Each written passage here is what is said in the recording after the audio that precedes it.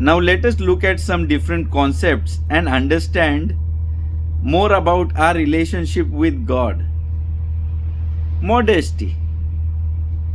Modesty is a statement. God is saying, I am deeper than your eyes can experience, your ears can hear. I am deeper.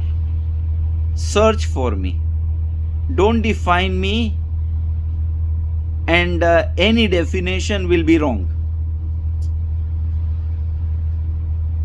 Now, in our world, there are three different ways that we are defining modesty, and that's a totally different ball game.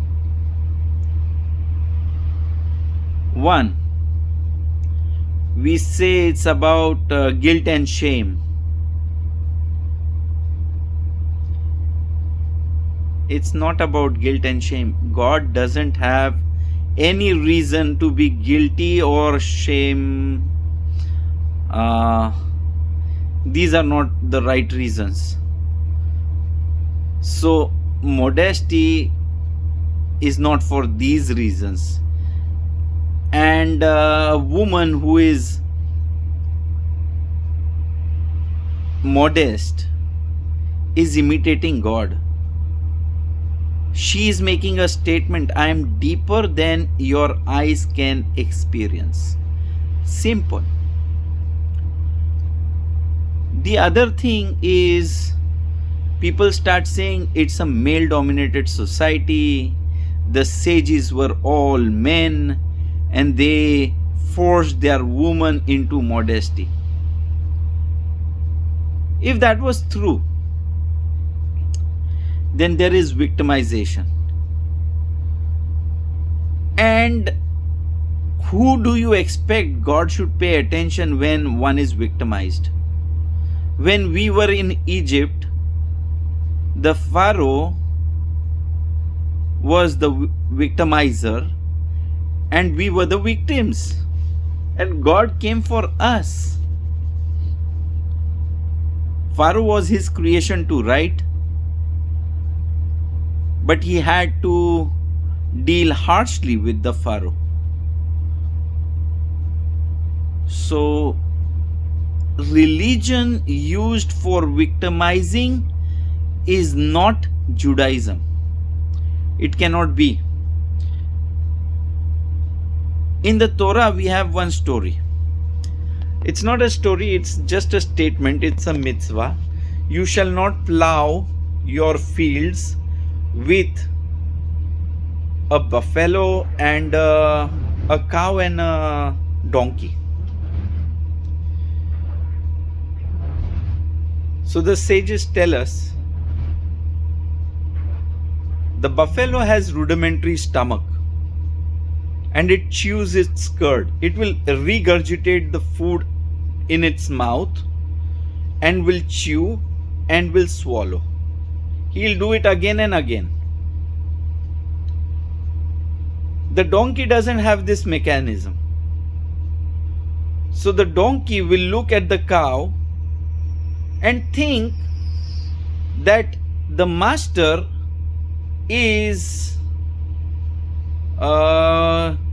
feeding the cow while I am working hard and I am not getting the same kind of treatment. So once there is partiality in the minds of the donkey, he will start praying and his prayer will be heard and the cow will die, because there is something misunderstanding. But God hears the prayers. So what is the message they are telling us? They are saying that don't victimize. Be careful. Even sensitivity, emotional victimization, they are so sensitive, they are talking about an animal and a misconception. So that's how sensitive we should be. Another experience that after eating,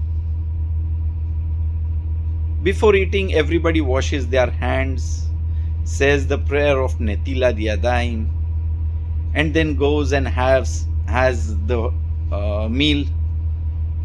After the meal, there is a statement, my machronim chova. You have to clean your hands after eating.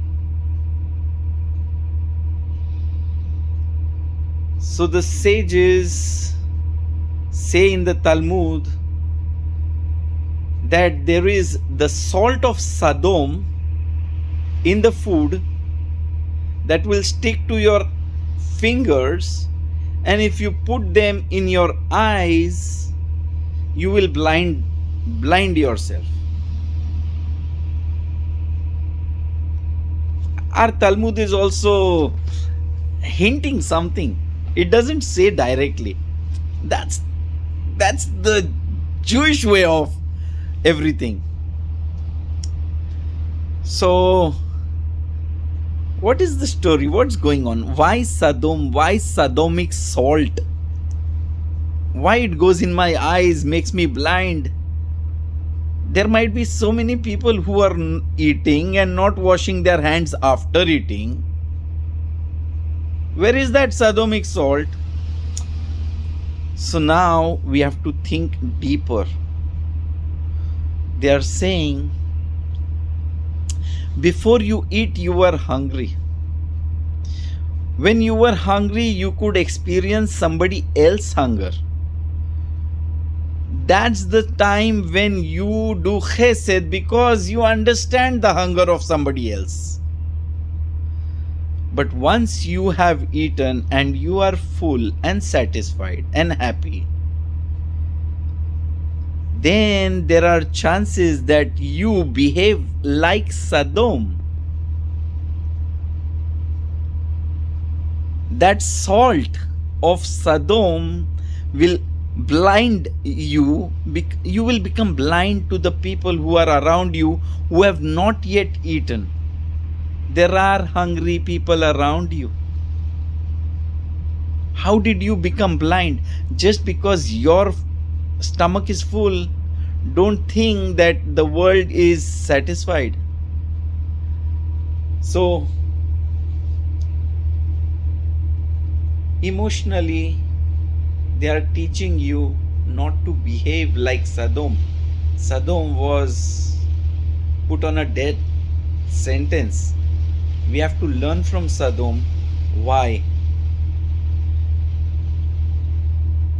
There is another reason for Sodom. I'll tell it here. Sodom had one kind of bed for all their guests. If the guest was tall, they would cut his legs. If he was short, they would pull him. That's the reason Sodom was bad. Talmud gives us hints. So they had one law for everybody. They did not want a society which has individuals. They wanted a society which has to be one with the social laws. Everybody has to be good in maths. Everybody has to be good in physics. Everybody has to become an engineer. Everybody has to become in the fixed state that somebody else is deciding. They had a decision already made how they wanted people to look. If he was different, cut him off, get him off. Individuality, there was no space.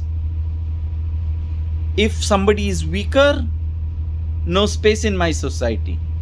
If he looks different, no place in my society. That behavior is Sodom behavior. So don't victimize. and do it for God. For that, we have to understand why we have to choose God before doing our actions. Next lecture will be about idolatry.